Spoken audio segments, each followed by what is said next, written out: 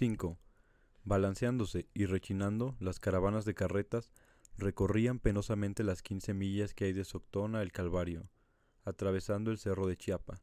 El Cerro de Chiapa es el punto más elevado de la sierra, de esa cadena de montañas rocallosas y llenas de precipicios que se tienden de Soctón a Niva, dividiendo la región tropical de las bajas tierras de Tulum de las frías alturas de Mesa de Jovel.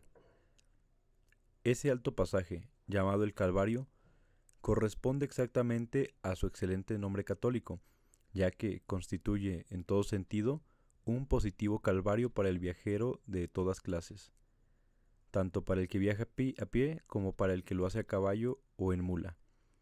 Y su paso es penosísimo para los cargadores que transportan grandes bultos de mercancía o que llevan sobre sus espaldas una litera de mimbre en la que cargan a alguna mujer u hombre impedidos, constituyendo muchas veces un peso de 130 a 150 kilos. Y no menos pesado resulta para los carreteros y los arrieros que tienen que cruzarlo con sus cargas. Estos se mostraban menos estoicos que los cargadores indios, que trepaban silenciosa e infatigablemente con paso ligero. Una hora después de que del pequeño pueblo de Soctón, anidado placenteramente en la umbrosa verdura de las palmas y los platanares que daban atrás, empezaban a jurar. Mientras más empinado y difícil se hacía el camino, más violentos eran sus juramentos. Los carreteros y los arrieros, cuando hacían el camino, maldecían mencionando su alma y hasta la de su madre, renegaban de quienes los habían traído al mundo y del día que habían nacido, sin olvidarse de maldecir el día que se habían hecho carreteros. Maldecían a voz en cuello de Dios, de la Virgen Santísima, y metían en el asunto a todos los santos del cielo y a los moradores del infierno. En cuanto divisaban algún escabroso recodo del camino, ofrecían su alma y la de sus chamacos al diablo si lograban salir bien del paso sin una rueda o un eje roto, o que algún buey resbalara por la pendiente, o una mula cargada volara al precipicio. En la cima de ese calvario montañoso se hallaba enclavada una gran cruz de madera estropeada por la lluvia y el viento, en cuya base se miraban amontonadas ramas y flores secas. Tan pronto como los carreteros y arrieros llegaban a la cruz, se quitaban los grandes sombreros de petate estropeados por la intemperie, hacían tres reverencias y se persignaban. Con ello eran nuevamente recibidos en la corte de los buenos creyentes, y el demonio perdía el poder sobre ellos y sus almas, porque Dios y la Santísima Virgen estaban prontos a perdonar a los pecadores que retornaban arrepentidos con cantos, alabanzas y ceras benditas, en tanto que el Creador de montañas, precipicios, ríos, pantanos y lagos se hace responsable de cuanto ocurra o sea hecho debido a sus creaciones. Los hombres tenían que pasar, ya fuera Dios, la Virgen o el diablo quien los ayudara a sus tribulaciones. El caso era que llegaran con sus carretas, sus bestias cargadas y sus mercancías intactas. Sus penalidades no terminaban cuando llegaban a la cruz, cuando se pasaban frente a la cruz que ofrecía alivio a los hombres. Las cosas no son tan sencillas en tierras como esa. Si lo fueran, los hombres pronto engrosarían y se persignasen, todo quedaría arreglado, pero la vida no cuesta tampoco en este valle de lágrimas. Para muchos viajeros, particularmente para aquellos que viajan solo o en parejas, acompañados por uno o dos muchachos que les ayudan, las verdaderas tribulaciones empiezan después de llegado a ese punto. El Calvario tiene dos escollos. Cuando el primero se ha salvado en medio de un torrente de juramentos, imprecaciones, lamentaciones, gruñidos y sudor, queda el segundo por resolver, y la solución del segundo escollo frecuentemente empieza o termina con la veloz y no misericordiosa muerte de los viajeros. Por eso, muchos de ellos que no están absolutamente seguros de poder dejar tras de sí la cruz sin injuriarla después, eran más parcos en sus juramentos que los carreteros y los arrieros, cuya robusta naturaleza los llevaba menos a menudo a pensar en el otro mundo, ya que en éste se tenía de sobra que hacer. Pero la muerte de los viajeros, cuando llegaba, era tan repentina generalmente que no tenían tiempo de persignarse y asegurar una vida confortable en el más allá. El paso era notorio y temido gracias a los bandidos que se agazapaban allí, en espera de los viajeros y caravanas. Estos bandidos eran hábiles hombres de negocios que conocían bien su oficio y lo desempeñaban con sentido y discreción. En donde los gobernadores, generales, jefes, diputados, alcaldes y empleados públicos se roban siempre que tienen ocasión las tierras y todo lo que a otros pertenece. A menudo no queda nada más para los cientos de ladrones alejados de las dependencias del Estado, quienes se ven obligados a buscar su oportunidad. A los robos cometidos por los servidores del Estado se les llama corrupción. Cuando un particular roba es bandidaje, pero es difícil de encontrar bandidos en donde los políticos no roban. Tan pronto como los robos cesan arriba, mueren a las semanas los bandidos que se hallan en la base. El bandido del monte del Calvario no siempre está al acecho. Sus mujeres no habrían sabido esperarlos pacientemente, porque una mujer requiere de su marido algo más que el pan de cada día y algún trapo de vez en cuando. Además, no podían sobrevivir solo del bandidaje. Tenían reputaciones que cuidar. Todos poseían grandes o pequeños ranchos a los que dedicaban la mayor parte de su tiempo. En primer lugar, para seguir siendo ciudadanos honrados. En segundo lugar, para desviar sospechas innecesarias. Y después, para asegurar un porvenir a sus hijos de quienes pensaban hacer buenos ciudadanos. Por todas estas razones, ellos no salían todos los días a las casas de botines. Por otra parte, ellos hubieran asustado a los viajeros, quienes habrían evitado a toda costa aquel paso o se hubieran reunido en grandes caravanas, echándoles a perder su juego. Además, el gobierno había establecido un fuerte militar allí y el negocio habría concluido. Por ello transcurrían semanas y hasta meses en los que no se registraba un solo robo, y de repente, durante 3 días, todos los viajeros y las caravanas que cruzaban por allí eran robados, ocurriendo a veces también que solo 2 o 3 viajeros fueran asaltados, y una pequeña caravana de mulas cargadas saqueada, sin que el resto de los viajeros que pasaban aquel día o aquella semana fueran molestados. Era justamente esa irregularidad de los bandidos en sus ataques lo que hacía que aquel camino infundiera terror. Aquello era jugar un albur. Nadie podía asegurar de antemano si podría pasar el peligro de perder su dinero o su vida. Nadie podía estar seguro de transportar de un lugar a otro el dinero necesario para comerciar o valores de cualquier clase. Aún sin llevar dinero y valores podía uno ser asaltado y muerto. Solo podían salvarse las mulas y los caballos marcados en diversas partes del cuerpo y las monturas, en las que se hacía un sinfín de señales, con cuya ayuda habrían podido identificar a los bandidos. Desde luego que los viajeros podrían haber cruzado el pasaje en grandes grupos, pero esto no resultaba tan fácil como si se tratara de un batallón de soldados obedeciendo la voz del mando. El día de partida señalado por un grupo de viajeros podía resultar inconveniente para otros, porque resultaba que uno tenía un niño enfermo, otra una mujer en cama, uno tercero había comprado una casa y necesitaba ir a verla. Otro estaba enfermo del estómago y un quinto había llegado a la conclusión durante la noche de que no tenía urgencia de hacer el viaje. El primer grupo de 5 se desintegraba, el otro grupo de 5, uno tenía que atender un citatorio y otro se le quemaba su casa en la mañana, y de ese modo solo 3 quedaban, o 2 quienes tenían urgente necesidad de hacer el viaje, pues sus negocios lo requerían en Tulum o Arriaga en el día preciso. Así salían solamente 2 personas, confiando en su suerte y en las bendiciones de la iglesia, en las oraciones de todos sus parientes y en el buen volver que se acompañaban. Y 2 días o 2 semanas más tarde eran encontrados en el fondo de un precipicio, después de haber sido tiroteados o lanzados vivos en él. Algunos de los bandidos, inocentes, industriosos y simples paisanos a quienes nada podía reprochárseles, ayudaban en la búsqueda y la interpelaban al gobierno, condenando la irreligiosidad de los bandidos, escoria del país, que no creen en la verdad de una recompensa en el más allá.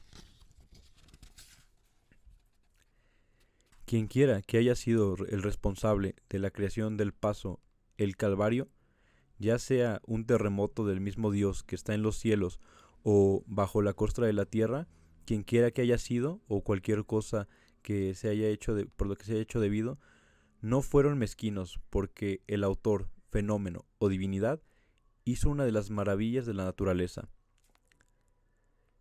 El camino trepa sobre más o menos 50 riscos en forma de horqueta para llegar a la cima rocosa. Tal vez sean 80 o 120, quién sabe. Nadie los ha contado, y quien empieza a hacerlo pronto pierde la cuenta, porque en esos momentos tiene que concentrar su mente en cosas más importantes que las observaciones topográficas. La subida comienza después de dejar Soctón. La última iglesia del pueblo se halla tan alta que aquellos devotos cortos de aliento no pueden subir. Las calles del pueblo están empedradas como se usaba hace 250 años, pero tan luego como se dejaba atrás la última calle, empiezan los tormentos, que no cesan sino 100 kilómetros después, cuando se llega al siguiente pueblo con las calles empedradas.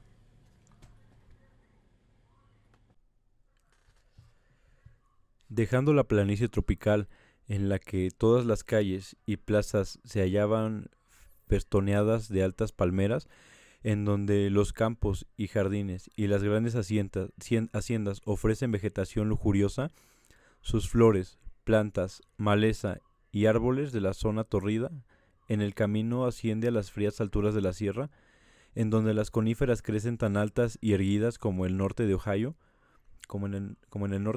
Por una parte, el peligro de los abismos y los precipicios aumenta a cada paso que se sube.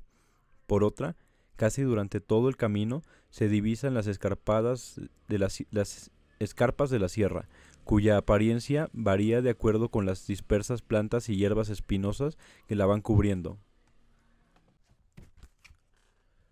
Una vez alcanzada la cima, se extiende a nuestros pies toda la planicie tropical. Lejos, entre el reflejo verde azuloso del horizonte, se levanta la larga cadena de montañas que forman el otro brazo de la sierra, cuyos altos picos tocan las nubes. Como inmenso tapete tejido de plata, sin arabescos, sin dibujos de ninguna especie, se tiende el río Grijalva, aparentemente inmóvil, cruzando la borrosa extensión. La ironía de esto es que justamente en este sitio, en el que el hombre puede olvidarse de sí mismo en la contemplación de la exorbitante naturaleza, se encuentran agazapados los bandidos con sus revólveres, sus rifles y sus cuchillos, porque precisamente en esos lugares los viajeros y las caravanas no pueden ni parapetarse ni dar la vuelta y huir. A la izquierda está el precipicio de 200 o 300 metros de profundidad.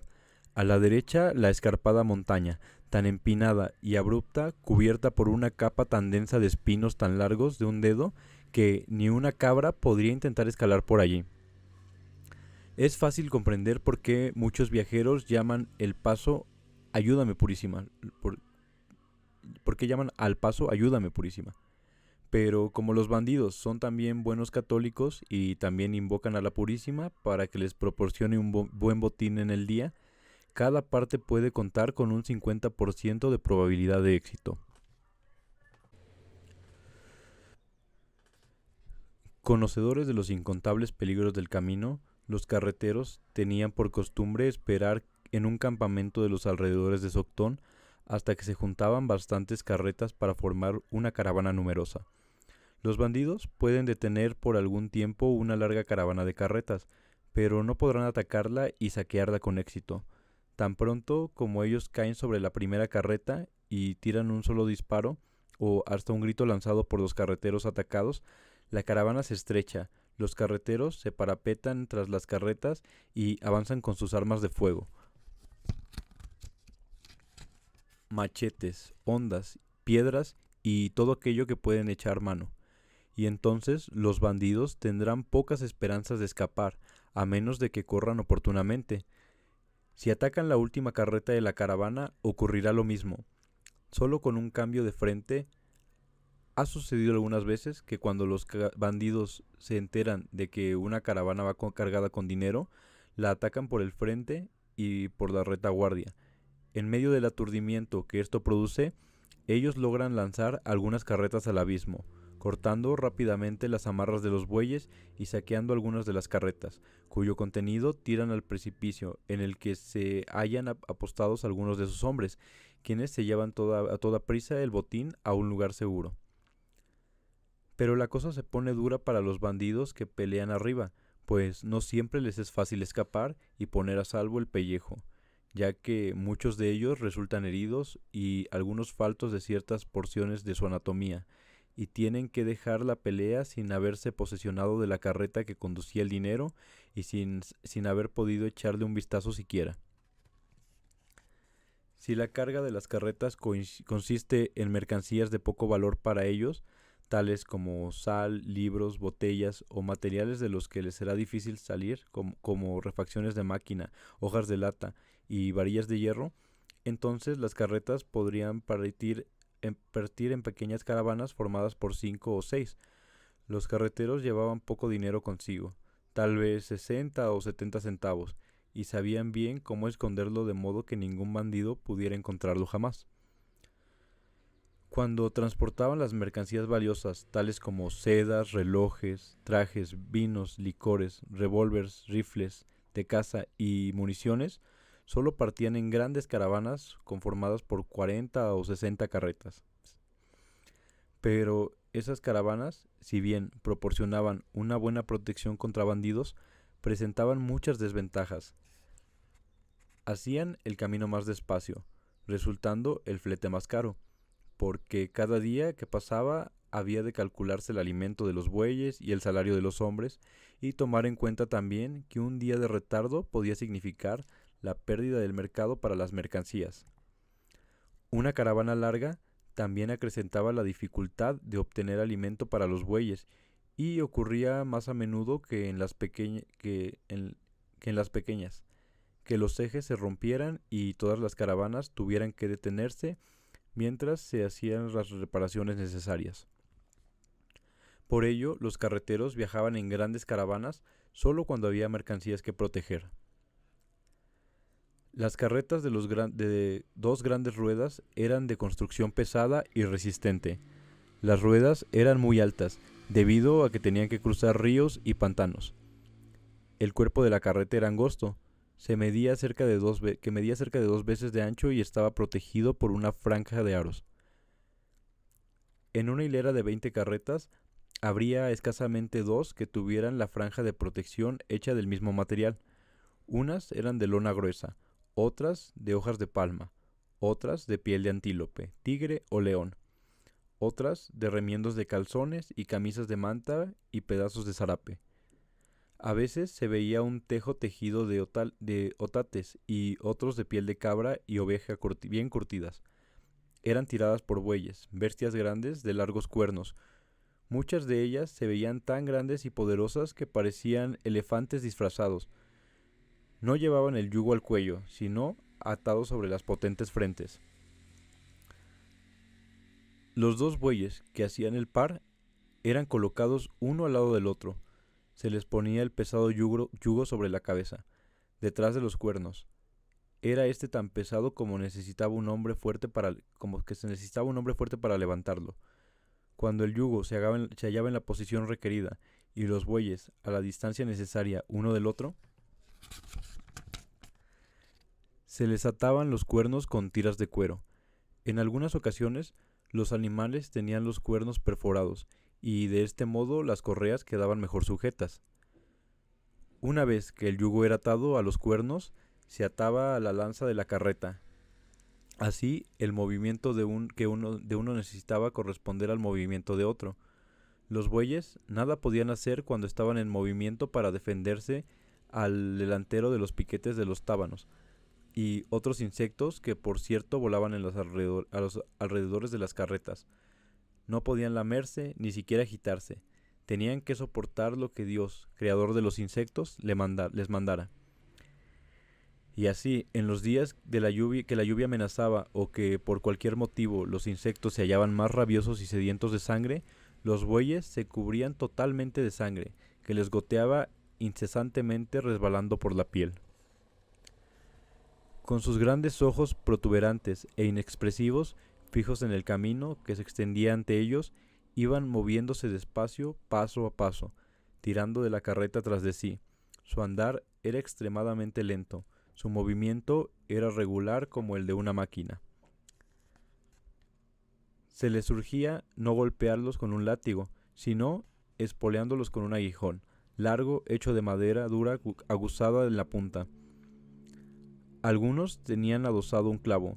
Cuando el carretero necesitaba que apretar el paso, los aguijoneaba en las ancas, cosa que no podían hacer los insectos en aquel lugar, porque los bueyes los ahuyentaban con la cola, pero los carreteros se encargaban de hacerlo. Cuando el camino era duro y las bestias estaban fatigadas y hambrientas para caminar tan deprisa como los carreteros deseaban, estos los aguijoneaban de tal forma que pronto sus ancas estaban cubiertas de sangre. También los carreteros a su turno eran aguijoneados y tenían que subir las imprecaciones y amenazas de sus amos si se retardaban en el camino. Así, los bueyes tenían la satisfacción de saber que el mundo estaba en orden y sistematizado, y que Dios era justo y permitía el desquite. Durante las estaciones secas, el camino estaba cubierto por una espesa capa de polvo fino y calizo, que quemaba los ojos y las mucosas de la nariz y la boca, como veneno corrosivo. En tiempo de lluvias, el camino se cubría de una capa de un pie de espesor de barro, que se adhería tenazmente a las ruedas de las carretas y las patas de los bueyes. Pero ya fuera en tiempo seco, cuando el camino se hallaba cubierto constantemente por una espesa capa de polvo, o en tiempo de lluvias, cuando lo cubría una costra de barro, el camino, con sus miles de agujeros y de baches, con sus millones de piedras y trozos de roca, con las gruesas raíces de árboles tropicales y semitropicales yaciendo en cascadas, con zanjas que los ladeaban estrechándolos, trozos de peña que se precipitaban desde la altura, y troncos de árboles cuyas raíces se habían podrido o se habían sido atrapadas por la lluvia, eran siempre un martirio para el que no había alivio. No había misericordia ni piedad, ni para los hombres ni para las bestias.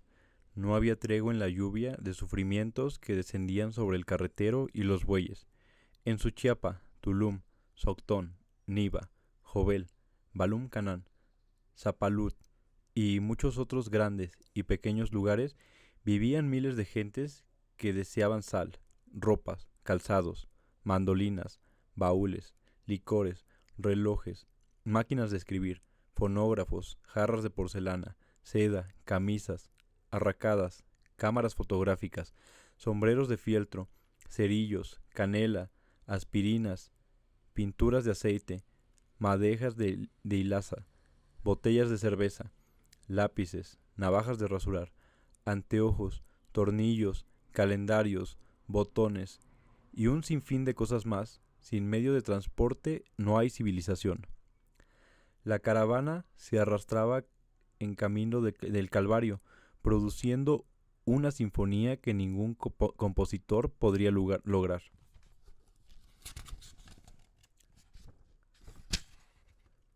Porque, discordantes como eran los diferentes sonidos, producían combinados una maravillosa armonía. El pateo de bueyes, el relinchar de las ruedas, el crujir del eje, el chirrear de las correas de cuero, los sonidos producidos al chocar las mercancías mal empacadas, por el roce de los aros, por los saltos de las piedras, por el resbalar de una rueda al zozobrar de las carretas al sumirse en algún charco, por el choque de ésta contra una gruesa raíz, por los gritos, impresiones y riñas de los carreteros jurando y urgiendo a las bestias, en tanto que uno silba algún son, otro canta una canción y un tercero canturrea en voz baja. De pronto, una carreta se atasca en un agujero y no puede salir. Los hombres de las carretas que la preceden y la siguen corren a presentar su ayuda y gritando sin cesar levantan la carreta y la sacan. Entonces las marchas se reanudan. A los lados del camino, entre el zacate y la maleza, los saltamontes y los grillos emiten un agudo chillido. Algunos pájaros cantan, las abejas zumban en el aire, las mariposas revolotean, siguiendo a la caravana en espera de la húmeda boñiga de los bueyes.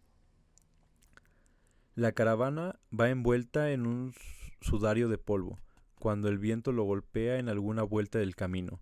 Las nubes de polvo son tan densas que el carretero difícilmente puede ver la carreta que lleva delante. Los carreteros llevan los párpados cubiertos por una espesa capa de polvo. Parecen haber sido revolcados en harina. Sobre la cara se les forma una máscara de polvo y sudor. Si se miran hacia abajo desde lo alto del paso, desde donde se dominan muchas porciones del camino, se tiene la impresión que un enorme, fabuloso gusano que se arrastra por él, cada carreta parece un anillo del cuerpo, y la impresión de que se trata de un enorme gusano que se acentúa porque las carretas se abalanzan de un lado a otro, y desde la altura no es posible precisar su forma. Las distancias y las oleadas de aire caliente se tienden sobre la tierra como un velo blanco y ondulante. Nos inducen a considerar como reales imágenes que desaparecen ante el azoramiento sobrio. Pero el hombre que asciende en medio de la opresión del sol tropical, envuelto en las nubes de polvo, sin un instante para olvidar las durezas y los peligros del camino, aun cuando sea normal y de mente despejada, no puede juzgar las cosas sobriamente y verlas como en realidad son.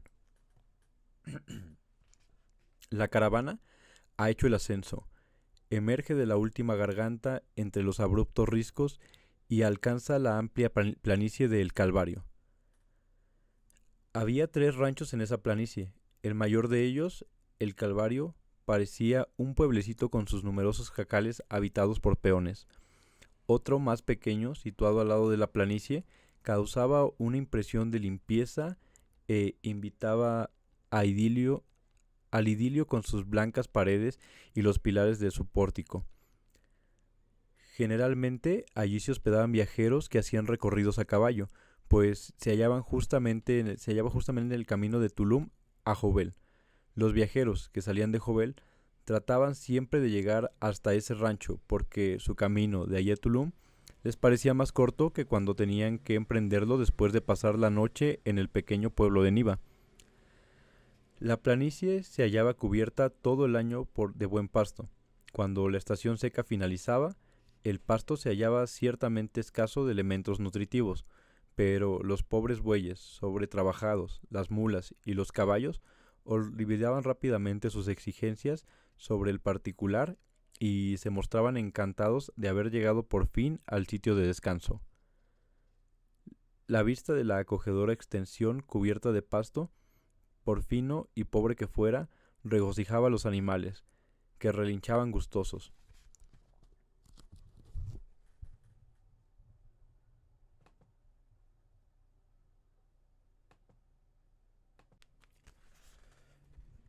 Particularmente los bueyes, acostumbrados durante toda su vida a hacer alto allí, no se dejaban conducir 1 kilómetro más allá ni por el más experto de los carreteros. El tramo de Soctón a la planicie es el más largo del viaje de Arriaga a Balún-Canán, porque en todo el camino no hay un solo sitio en el que las carretas puedan hacer un alto. El trayecto que hay que seguir es muy angosto, no hay forraje, el agua se encuentra en pequeñísimas cantidades, y los carreteros necesitan tanta agua como quizás sus bestias. La planicie se encuentra situada a un lado de los empinados riscos y montañas, y de otro por espinosa maleza tropical. Una vez que se hallan en el elevado campo, los carreteros desearían tirarse y dormir en el sitio que cayeran. Llegan rendidos, el esfuerzo los agota este límite, pero aún tienen trabajo por delante. Alinean todas las carretas, una al lado de la otra. Los carreteros, como todos los indios, tienen un innato sentido de la belleza. Ningún regimiento de artillería podría rodar sus cañones hasta ponerlos en línea en una forma tan bella, con la precisión militar con la que los carreteros se emplean para alinear sus carretas. Entre gritos y órdenes, imprecando y empujando, las carretas son colocadas en línea. Entonces se liberta a los bueyes del yugo. Las carretas son siempre colocados en fila, pero ocurre muchas veces que los carreteros, rendidos de cansancio, se olvidan de desurcir a los bueyes. Las bestias permanecen atadas al yugo, soportando su peso tras los cuernos, unidos por parejas. En el lugar que elija pastar uno, tendrá que hacerlo el otro. Escasamente pueden volver la cabeza de un lado a otro, y, si uno de ellos la mueve hacia la derecha, el otro tendrá que seguirle. Existe otra razón por la cual los bueyes permanecen uncidos en determinados altos, a pesar del sufrimiento que esto les genera. Los bueyes pastan solos y se dispersan, alejándose en busca de mejor pastura. Muchas veces se alejan hasta 5 kilómetros del campo. Entonces los carreteros tienen que ir a buscarlos, y hasta suelen verse obligados a sacarlos de entre la maleza en la que se internan para buscar las hojas de ciertos arbustos de su preferencia.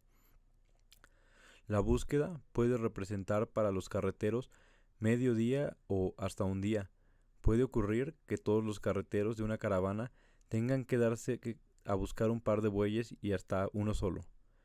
Ello resulta malo durante el día, pero peor aún durante la noche, cuando los hombres tienen que arrastrarse por entre la maleza y a través de la selva con linternas y antorchas de ocote para lograr encontrar a los animales extraviados. Los carreteros son muy hábiles para encontrar a los bueyes perdidos. Van leyendo su paso en cada rama rota, en cada hierba aplastada, en cada brecha abierta, mejor de lo que podrían hacerlo en un libro. Saben inmediatamente cuando la huella de una pezuña es de un día o de 2 semanas, y si corresponde a algún animal de los que pastan libres, pertenece a las comarcas cercanas o a alguno de los suyos. Sin embargo, ocurre a menudo que los bueyes se pierden durante toda una semana, ya sea porque tengan patas muy ligeras y huyan al rancho del que han sido sacados, o bien porque se unen a algún rebaño y se vayan con él al rancho al que pertenezca. El tiempo perdido en la persecución del ganado extraviado tiene que reponerse de alguna forma. Si ocurre a menudo que se retrasan con sus cargas, tendrán que oír a su amo, o tal vez sufrirán algún severo castigo. A partir de entonces serían juzgados como malos carreteros y se les haría difícil encontrar otro trabajo.